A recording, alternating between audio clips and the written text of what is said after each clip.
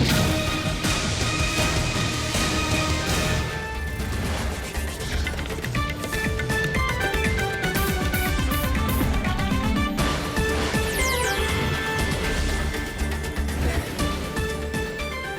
Debate ವಿಶೇಷ ಕಾರ್ಯಕ್ರಮಕ್ಕೆ ಮತ್ತೊಮ್ಮೆ ಸ್ವಾಗತ. ಸಮಯ ಬಹಳ ಕಡಿಮೆ ಇದೆ. ನಮ್ಮ ಪ್ಯಾನಲಿಸ್ಟ್ಗಳ ಪೈಕಿ ಎಲ್ಲರ ಅಭಿಪ್ರಾಯಗಳನ್ನು ಕೊನೆಯದಾಗಿ ಕೇಳ್ತಾ ಇದ್ವಿ. ಕಿರಣ್ ಅವರಿಗೆ ಬರ್ತೀನಿ. ಕಿರಣ್, ನಿಜವಾಗ್ಲೂ ಇಂಟರ್ನೆಟ್ ಸೆನ್ಸಾರ್ಶಿಪ್ ಅನ್ನೋದರ ಅವಶ್ಯಕತೆ ಈಗಿದೆ ಅಂತ ಬಹಳ ಜನರಿಗೆ ಅನ್ನಿಸ್ತಾ ಇದೆ. ಆದರೆ ಯಾರು ಮಾಡಬೇಕು, ನಿರ್ಧಾರಗಳನ್ನು ಯಾರು ತೆಗೆದುಕೊಳ್ಬೇಕು? ಯಾವುದಕ್ಕೆ ಮಾಡಬೇಕು ಅನ್ನೋದು ಮೊದಲು ಇಂಪಾರ್ಟೆಂಟ್. ಈಗ ನೀವು ಒಂದು ಸ್ಟ್ಯಾಟಿಸ್ಟಿಕ್ಸ್ ಕೊಟ್ಟರು, ಇವರು ಒಂದು ಸ್ಟ್ಯಾಟಿಸ್ಟಿಕ್ಸ್ ಕೊಟ್ಟರು. ನೀವು ಹೇಳಿದ್ರಿ UPA ವಿರುದ್ಧವಾಗಿ 255 ಆರ್ಟಿಕಲ್ಸು ಅಥವಾ ವಿಡಿಯೋಸ್ ಬಂದಿದೆ, ಅದನ್ನೆಲ್ಲ ಬ್ಯಾನ್ ಮಾಡಬೇಕು ಅಂತ ಒಂದು. ಇನ್ನೊಂದು ಇವ್ರು ಹೇಳಿದ್ರು ಟ್ವಿಟರ್ ಅಥವಾ Facebook users it is about 30 to 40 lakhs from India ಅಂತ. ಸೊ ಅಂದರೆ ಈ ಗೌರ್ಮೆಂಟ್ಗೆ ಬರೀ ಒಂದು 100 ಕೋಟಿ 130 ಅವರು ಮೇಡಮ್ ಹೇಳಿದ್ರು ನಮ್ಮನ್ನ ನೀವು ಪದೇ ಯಾಕೆ ನಮ್ಮನ್ನ ಕಳಿಸ್ತಾ ಇದ್ದೀರಿ ಅಂತ. 30-40 ಲಕ್ಷ ಜನ ಯೂಸ್ ಮಾಡೋರು ನಿಮಗೆ ಅವ್ರು ಮಾತಾಡ್ಕೊಳ್ಳೋದು ನಿಮ್ಗೆ ಅಷ್ಟು ಫೀಲ್ ಆಗ್ತಾ ಇದೆ, ಅದು ಪಿಂಚ್ ಆಗ್ತಾ ಇದೆ ಅಂದಮೇಲೆ ನಾವು ನಿಮ್ಗೆ ಆರ್ಮ್ಡ್ ರೆಬಿಲಿಯನ್ ಮಾಡಿ ಅಂತ ಹೇಳಿಲ್ಲ, AK-47 ತೊಗೊಳ್ಳಿ ಕೈಗೆ ಅಂತ ಹೇಳಿಲ್ಲ. ನಮ್ಮ it's expression of a freedom. ನಾವು ಏನು ಅನ್ನಿಸ್ತಾ ಇದೆ ನಾವು ಬರ್ದ್ವಿ. ಅದು ಬಿಟ್ಟುಬಿಟ್ಟು ಅಲ್ಲಿ ನಿಮ್ಮ ಡಿರಾಗೇಟರಿ ಆಗಿ ಮಾಡಿಲ್ಲ, ಪರ್ಸನಲ್ ಆಗಿ ಇಲ್ಲ. ನೀವು ಆರ್ಮ್ಡ್ ರೆವಲ್ಯೂಷನ್ ಅಂದಾಗ ನೆನಪಾಯ್ತು, ಫೇಸ್ಬುಕ್ ಅಂಡ್ ಟ್ವಿಟರ್ ಅನ್ನೋದು ನಿಜವಾಗ್ಲೂ ಎಂಥ ಆರ್ಮ್ಡ್ ರೆವಲ್ಯೂಷನ್ ಕೂಡ ಮಾಡಬಲ್ಲಂಥದ್ದು. ಈಜಿಪ್ಟ್ ಉದಾಹರಣೆ ಇದೆ, ಈಜಿಪ್ಟ್, ಸಿರಿಯಾ ಮತ್ತು ಲಿಬಿಯಾದಂಥ ದೇಶಗಳ ಉದಾಹರಣೆ ಇದೆ. ಏನು ಹೇಳ್ತೀರಿ ಬಸು ತಾವು? ಅಜಿತ್, ಇಲ್ಲಿ ಎರಡು ವಿಚಾರ ಬಹಳ ಮುಖ್ಯವಾದ್ದು ಅನ್ಸುತ್ತೆ. ಯಾಕಂದ್ರೆ ಇಲ್ಲಿ ಇಂಟರ್ನಲ್ ಸೆಕ್ಯೂರಿಟಿ ಬಗ್ಗೆ ತುಂಬಾ ಚರ್ಚೆ ಆಗ್ತಿದೆ. ಈ ದೇಶದೊಳಗಡೆ ಕಳೆದ 30 ವರ್ಷದೊಳಗಡೆ ಇಂಟರ್ನಲ್ ಸೆಕ್ಯೂರಿಟಿ ಬಗ್ಗೆ ಬಂದಿರತಕ್ಕಂಥ 3 ಮುಖ್ಯ ಕಾಯ್ದೆಗಳು ಪೋಟಾ, ಟಾಡಾ ಮತ್ತು UAPA. 3ರಲ್ಲಿ NDA ಮತ್ತು UPAಗೆ ಸಂಪೂರ್ಣ ಸಹಮತವಿರುವ, BJP ಸಹ ಸಂಪೂರ್ಣ ಬೆಂಬಲ ಕೊಟ್ಟಿರ್ತಕ್ಕಂಥ ಕಾಯ್ದೆಗಳು. ಆ ಕಾಯ್ದೆಗಳ ಒಳಗಡೆನೆ ಎಲೆಕ್ಟ್ರಾನಿಕ್ ಮೀಡಿಯಾವನ್ನು ಇನ್ಕ್ಲೂಡಿಂಗ್ ಸೈಬರ್ ಇದನ್ನು ಕಂಟ್ರೋಲ್ ಮಾಡ್ತಕ್ಕಂಥ ಅಂಶಗಳು ಆ ಕಾಯ್ದೆ ಒಳಗಡೆ ಅಡಕವಾಗಿದೆ.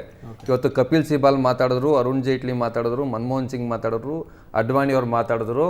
ಇವೆಲ್ಲದರ ವಿರುದ್ಧವಾಗಿ ಅವ್ರಿಗೆ ಯಾವುದೇ ನೈತಿಕ ಹಕ್ಕಿಲ್ಲ.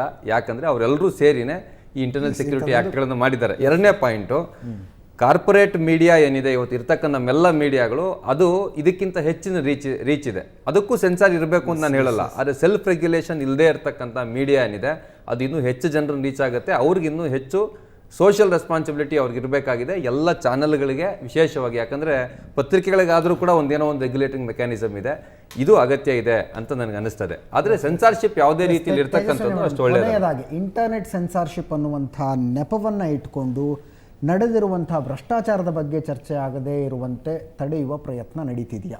ಬಹುಶಃ ಇವತ್ತು ಮಾಧ್ಯಮಗಳು, ದೃಶ್ಯ ಮಾಧ್ಯಮಗಳ ಕ್ರಾಂತಿನೇ ನಡೆದಿದೆ ದೇಶದಲ್ಲಿ. ಪ್ರತಿನಿತ್ಯ ಇಂಥದ್ದು ನಿಮ್ಮ prime time hours together debate ನಡೆಸ್ತಾ ಇದ್ದೀರಿ, ಅದರಲ್ಲಿ ಭ್ರಷ್ಟಾಚಾರದ ವಿಷಯಗಳನ್ನು ಚರ್ಚೆ ಮಾಡ್ತೀರಿ. ಅಂದರೆ ಅದನ್ನೇನು ಬ್ಲಾಕ್ ಮಾಡೋಕ್ಕೆ ಸಾಧ್ಯ ಇಲ್ಲ, ನಡೀತಾ ಇದೆ. ಪತ್ರಿಕೆಗಳಲ್ಲಿ ಬರಿತಾ ಇದ್ದೀರಿ, ಚರ್ಚೆಗಳು ಮಾಡ್ತಾ ಇದ್ದಾರೆ. ಪಾರ್ಲಿಮೆಂಟ್ನಲ್ಲಿ 545ರಲ್ಲಿ ಕಾಂಗ್ರೆಸ್ ಪಾರ್ಟಿ ಇರ್ತಕ್ಕಂಥದ್ದು 206 ಜನ, ಅಂದರೆ 339 ಜನ ಕಾಂಗ್ರೆಸ್ಸೇತರರಿದ್ದಾರೆ. ಈಗ ಪ್ರತಾಪ್ ಅವರು ಹೇಳಿದರು, ಸೋನಿಯಾ ಗಾಂಧಿಯವರ ಅತ್ಯಂತ ರಿಚ್ ವುಮನ್ ಅಂತ ಹೇಳಿದ್ರ ಬಗ್ಗೆ, ಸೋನಿಯಾ ಗಾಂಧಿ ಪ್ರಧಾನಿಯಾದರೆ ತಲೆ ಬೋಳಿಸ್ಕೊಳ್ತೇನೆ ಅಂತ ಹೇಳಿದಂಥ ಶ್ರೀಮತಿ ಸುಷ್ಮಾ ಸ್ವರಾಜ್ ಇವತ್ತು ಪ್ರತಿಪಕ್ಷದ ವಿರೋಧ ಪಕ್ಷದ ನಾಯಕರಾಗಿ ಸದನದಲ್ಲಿದ್ದಾರೆ. ಅವರಿಗಿಂತ ಸ್ಥಾನ ಬೇಕಿಲ್ಲ ಅವರ ಬಗ್ಗೆ ಚರ್ಚೆ ಮಾಡಲಿಕ್ಕೆ. ಉವಾಸಿ ಬಗ್ಗೆ ಹೇಳಿದ್ರು, ಯಾಕಂದರೆ ಇದು ವೆರಿ ಸೆನ್ಸಿಟಿವ್ ಇಶ್ಯೂ. ಅವರೊಬ್ಬ ಇಲೆಕ್ಟೆಡ್ ಎಂಪಿಗೆ ಅಲ್ಲಿ ಮಾತನಾಡಿದಾಗ ಅವ್ರು ಕೌಂಟರ್ ಮಾಡಲಿಕ್ಕೆ BJP ಮತ್ತು BJPಯೇತರರಿದ್ದಾರೆ. ಹಾಗಾಗಿ we can't help it. But ನಾನು ಹೇಳಿದಾಗೆ ಸೆನ್ಸಾರ್ಶಿಪ್ಪನ್ನು ಒಂದು ಯಾವುದೋ ಉದ್ದೇಶ ಇಟ್ಕೊಂಡು ಮಾಡೋದಾಗಲಿ ಅದು ತಪ್ಪು. ಆದರೆ ದೇಶದ ಹಿತದೃಷ್ಟಿಯಿಂದ ಮತ್ತು ಯಾವುದೇ ವ್ಯಕ್ತಿಯ ಅಭಿವ್ಯಕ್ತಿ, ಇನ್ನೊಂದು ವ್ಯಕ್ತಿಯ ಅಭಿವ್ಯಕ್ತಿ ಸ್ವಾತಂತ್ರ್ಯವನ್ನು ನೀವು ಕಸ್ಕೊಳ್ಬಾರ್ದು. ದೇಶದ ಹಿತದೃಷ್ಟಿಯಿಂದ ಮತ್ತು ರಾಜ್ಯದ ಹಿತದೃಷ್ಟಿಯಿಂದ ಅನೇಕ ವೈವಿಧ್ಯಮಯ ಸೆನ್ಸಿಟಿವ್ ಸಂಸ್ಕೃತಿಗಳ ದೇಶ ಇದು. ಹಾಗಾಗಿ ಎಲ್ಲರ ಹಿತದೃಷ್ಟಿಯಿಂದ ನಾವು ಇದನ್ನು ನೋಡಬೇಕಾಗ್ತದೆ. ಧನ್ಯವಾದಗಳು. ನಮ್ಮ ಈ ಒಂದು ಚರ್ಚೆಯಲ್ಲಿ ಭಾಗವಹಿಸಿದಂಥ ಎಲ್ಲ ಪ್ಯಾನಲಿಸ್ಟ್ಗಳಿಗೂ ಧನ್ಯವಾದಗಳನ್ನು ಅರ್ಪಿಸ್ತೀವಿ. ಸೊ ಇದಾಗಿತ್ತು ಬಿಗ್ ಡಿಬೇಟ್ ವೀಕ್ಷಕರೇ. ನೇರ, ದಿಟ್ಟ, ನಿರಂತರ ಸುದ್ದಿಗಾಗಿ ನೋಡ್ತಾ ಇರಿ ಸುವರ್ಣ ನ್ಯೂಸ್ 24/7.